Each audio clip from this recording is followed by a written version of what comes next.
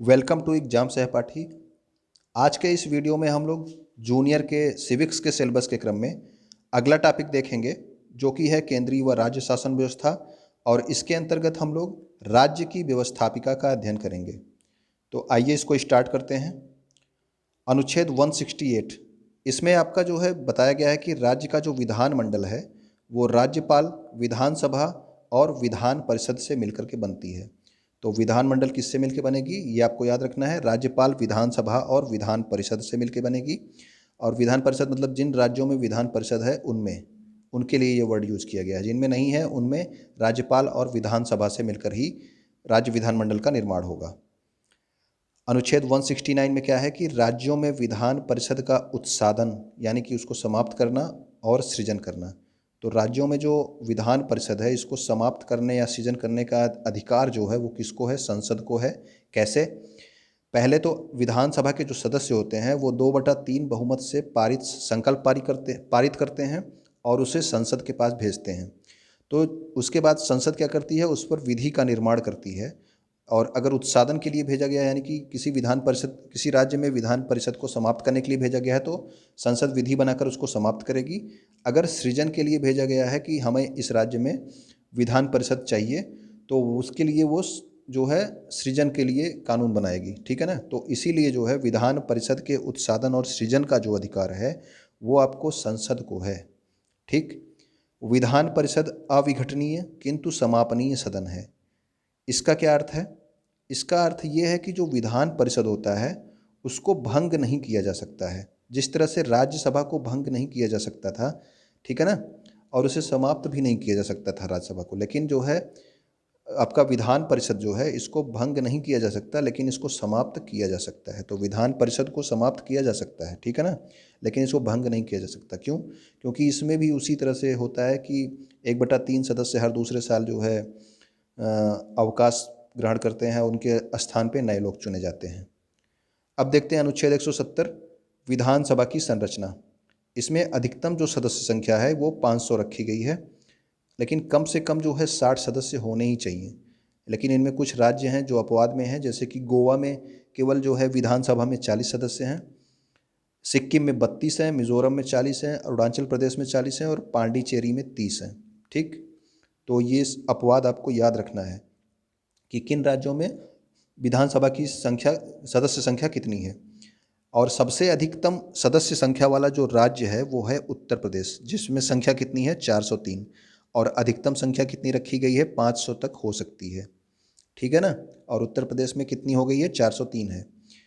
अब देखते हैं हम विधान परिषद की संरचना। अनुच्छेद 171 में दिया गया है, विधान परिषद के सदस्यों की संख्या की अधिकतम संख्या उस राज्य के विधानसभा के कुल सदस्य संख्या का 1/3 से अधिक नहीं होना चाहिए। ठीक है ना। ये विधान परिषद के बारे में बात किया जा रहा है। तो विधान परिषद के जो सदस्य होंगे उनकी अधिकतम संख्या उस राज्य में जो विधानसभा होगी उसमें जितने सदस्य होंगे उसका 1/3 से अधिक नहीं होना चाहिए। ठीक। लेकिन किसी भी दशा में 40 से कम भी नहीं होना चाहिए। तो विधान परिषद में किसी भी दशा में 40 से कम सदस्य नहीं होना चाहिए। अब वर्तमान में यानी कि 2020 में या 2021 भी कह सकते हैं, 2021 में 6 राज्य कौन कौन से हैं? आंध्र प्रदेश, तेलंगाना, कर्नाटक, महाराष्ट्र, बिहार और उत्तर प्रदेश में विधान परिषद है। तो ये जो विधान परिषद हैं ये आपको याद रखना है कि किन किन राज्यों में है, ये इम्पोर्टेंट है। आंध्र प्रदेश, तेलंगाना, कर्नाटक, महाराष्ट्र, बिहार और उत्तर प्रदेश, ये 6 राज्यों में वर्तमान में विधान परिषद है। ठीक। अब आगे देखते हैं राज्यों के विधानमंडल की अवधि। विधानसभा की अवधि उसकी प्रथम बैठक से 5 वर्ष के लिए होती है। ठीक। तो विधानसभा जो है वो आपका 5 वर्ष के लिए चुना जाता है। जैसे मुख्यमंत्री का जो है चुनाव होता है तो विधान सभा में जो है उसके सदस्य जाते हैं विधायक चुन के। तो विधान परिषद जो है वो अस्थाई सदन है, इसको विघटित नहीं किया जा सकता। ये अभी आपको बताया गया, इसको विघटित नहीं किया जा सकता किंतु समाप्त किया जा सकता है विधान परिषद को। और विधान परिषद के 1/3 सदस्य प्रत्येक दूसरे वर्ष सेवानिवृत्त हो जाते हैं, इसीलिए इनके सदस्यों का जो कार्यकाल है ये 6 वर्ष है। तो आप याद रखेंगे जैसे कि विधानसभा में 5 वर्ष और विधान परिषद में 6 वर्ष। इसी तरह से आपका लोकसभा में था जो संसद में था उसमें लोकसभा में 5 वर्ष और राज्यसभा में 6 वर्ष था। ठीक है ना। अब देखते हैं विधानमंडल के सदस्यों की अर्हताएं। तो विधानसभा के लिए क्या है, तो विधानसभा के लिए वह भारत का नागरिक हो और 25 वर्ष की आयु पूरी कर चुका हो। तो विधानसभा के लिए 25 वर्ष की आयु पूरी होनी जरूरी है। तो इसीलिए क्वेश्चन डायरेक्ट पूछा जाता है कि मुख्यमंत्री बनने के लिए कितनी आयु होनी चाहिए, तो आपका 25 वर्ष आयु होना चाहिए। ठीक है ना। तो 25 वर्ष के अगर आप हैं तो आप मुख्यमंत्री भी बन सकते हैं। तो आप विधानसभा के लिए 25 वर्ष है और विधान परिषद के लिए कम से कम 30 वर्ष की आयु होनी चाहिए आपकी, तब आप विधान परिषद के सदस्य बन सकते हैं। ठीक। अब आप देखेंगे विधानमंडल के सत्र, सत्रावसान और विघटन। तो विधानमंडल के सत्र को जो है वो कौन बुलाता है, तो वो बुलाता है राज्यपाल। विधानमंडल का सत्र राज्यपाल बुलाता है। विधानमंडल के 2 सत्रों के बीच 6 माह से अधिक का अंतर नहीं होना चाहिए। तो 6 माह से अधिक अंतर नहीं होना चाहिए आपका। और राज्यपाल जो है वो सत्रावसान कर सकता है, सत्र को बुलाता भी है आपका। सत्रावसान कौन कर रहा है, राज्यपाल कर रहा है। और राज्यपाल विधानसभा का विघटन भी कर सकता है। तो विधानसभा का विघटन करने की बात हो रही है, विधान परिषद नहीं, क्योंकि विधान परिषद अविघटनीय है, उसका विघटन नहीं हो सकता। तो विधानसभा का विघटन कौन कर सकता है, राज्यपाल कर सकता है। ठीक है ना। आगे देखते हैं अनुच्छेद 176 के बारे में। नवनिर्वाचित विधानसभा की प्रथम बैठक पर सत्र के आरंभ पर राज्यपाल एक विशेष अभिभाषण देता है। जब नई नई विधानसभा चुनी जाती है तो उसकी जब प्रथम बैठक होती है या फिर जब सत्र का आरंभ होता है तो राज्यपाल एक विशेष अभिभाषण देता है, जिसमें वह राज्य सरकार के भविष्य की नीतियों को दर्शाता है कि भविष्य में राज्य सरकार क्या क्या करने वाली है, ये जो है राज्यपाल बताता है। ठीक। अब देखते हैं विधानसभा के अध्यक्ष और उपाध्यक्ष के बारे में। तो सदन की कार्यवाही को सुचारू रूप से चलाने के लिए जो विधानसभा है वो अपने सदस्यों में से ही एक अध्यक्ष और एक उपाध्यक्ष का चुनाव करती है। तो एक अध्यक्ष और एक उपाध्यक्ष विधानसभा के सदस्य अपने में से ही चुनाव करते हैं। अब देखते हैं 179 में क्या है। विधानसभा के अध्यक्ष और उपाध्यक्ष का पद रिक्त होना, पद त्याग और पद से हटाया जाना। अब देखते हैं ये कैसे होता है कि पद रिक्त कैसे हो रहा है, पद त्याग क्या है और पद से हटाया जाना क्या है। जब वह यानी कि विधानसभा का अध्यक्ष या उपाध्यक्ष सदन का सदस्य न रह जाए तो पद को रिक्त मान लिया जाता है। जब वो किसी सदन का सदस्य नहीं रह जाता है, उसकी सदस्यता खत्म हो जाती है, तो अगर वो उस पद पर है, अध्यक्ष या उपाध्यक्ष पद पर है, तो उस पद को रिक्त मान लिया जाएगा। पद त्याग के लिए क्या करना पड़ता है कि अध्यक्ष जो है अपना इस्तीफा उपाध्यक्ष को देता है और उपाध्यक्ष अपना इस्तीफा अध्यक्ष को सौंपता है। ठीक है। विधानसभा के तत्कालीन सदस्यों के बहुमत द्वारा पारित संकल्प से अध्यक्ष और उपाध्यक्ष को हटाया जा सकता है। अगर जो है विधानसभा के सदस्य अध्यक्ष और उपाध्यक्ष को हटाना चाहते हैं तो उनको जो है बहुमत से एक संकल्प पारित करना पड़ेगा। ठीक। तो वो अपने पद से हटाए जा सकते हैं अध्यक्ष और उपाध्यक्ष। अनुच्छेद 180 में देखते हैं कि अध्यक्ष की अनुपस्थिति में विधानसभा उपाध्यक्ष का अध्यक्ष के रूप में कार्य करने की शक्ति, यानी कि जब अध्यक्ष अनुपस्थित होगा तो विधानसभा का जो उपाध्यक्ष है वो विधानसभा के अध्यक्ष के रूप में कार्य कर सकता है। 181 में क्या है कि जब विधानसभा अध्यक्ष या उपाध्यक्ष को हटाने का संकल्प विचाराधीन हो तब उनका पीठासीन न होना, यानी कि जैसे कि अभी आपको बताया गया कि उनको पद से हटाने के लिए विधानसभा के लोग बहुमत से संकल्प पारित करेंगे, तो जब ये सब हो रहा हो तो उस समय वो अपने पद पर नहीं रहेंगे, यानी कि अगर अध्यक्ष पद पर हैं तो नहीं रहेंगे, उपाध्यक्ष पद पर हैं तब भी नहीं रहेंगे, वो उस समय नहीं रहेंगे जब तक वो चीज़ें हो रही हैं। विधान परिषद के सभापति और उपसभापति। अब विधान परिषद में सभापति उपसभापति हैं, जिस तरह से विधानसभा में आपके अध्यक्ष उपाध्यक्ष थे, तो विधान परिषद अपने सदस्यों में से एक उपसभापति, एक सभापति और एक उपसभापति का चुनाव करती है। तो विधान परिषद भी अपने सदस्यों में से ही एक सभापति और उपसभापति को चुनती है, जबकि जब राज्यसभा आपने पढ़ा था तो उसमें जो सभापति था वो भारत का उपराष्ट्रपति था, लेकिन उपसभापति का चुनाव राज्यसभा के अंदर से ही अपने सदस्यों में से ही चुना गया था। ठीक है ना। तो इस अंतर को आप लोग याद रखना। अब देखते हैं 183 में क्या है। विधान परिषद सभापति एवं उपसभापति का पद रिक्त होना, पद त्याग और पद से हटाया जाना, ये भी सेम उसी तरह से जैसे विधानसभा के अध्यक्ष का था कि जब वह सदन का सदस्य नहीं रह जाएगा तो पद रिक्त मान लिया जाएगा पदत्याग के लिए जो सभापति है वो अपना इस्तीफा उपसभापति को देता है और उपसभापति अपना इस्तीफा सभापति को सौंपता है। और पद से हटाए जाने के लिए क्या होगा कि विधान परिषद के जो सदस्य हैं वो बहुमत से संकल्प पारित करेंगे तो सभापति और उपसभापति को उनके पद से हटाया जा सकता है। ठीक, तो ये इतना ही है। अब देखते हैं 184 में क्या है कि सभापति की अनुपस्थिति में जो उपसभापति है वो सभापति के रूप में कार्य कर सकता है, ये 184 में है। 185 में क्या है कि सभापति या उपसभापति को जब हटाने का संकल्प विचाराधीन हो तो उनका पीठासीन न होना, यानी कि तब वो अपने पद पर नहीं रहेंगे जब उनके खिलाफ जो है उनके खिलाफ हटाने का प्रस्ताव पारित हो रहा हो।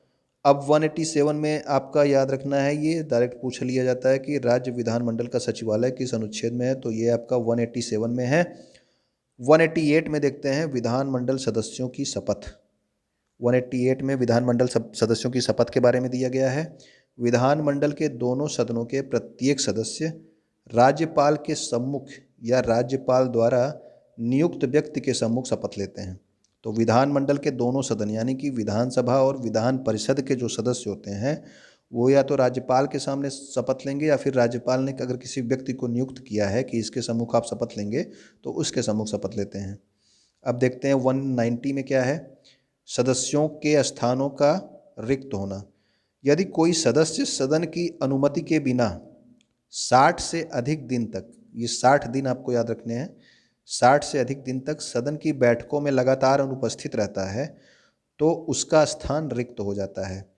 जिस तरह से ये राज्य विधानसभा के लिए है, वे मतलब राज्य विधानमंडल के लिए, उसी तरह से ये वाला नियम संसद के लिए भी है। ठीक है ना, अगर कोई सदन की अनुमति के बिना 60 से अधिक दिन तक बैठकों में अनुपस्थित रहेगा तो उसका स्थान रिक्त हो जाता है। ठीक, अब देखते हैं कुछ पॉइंट्स को।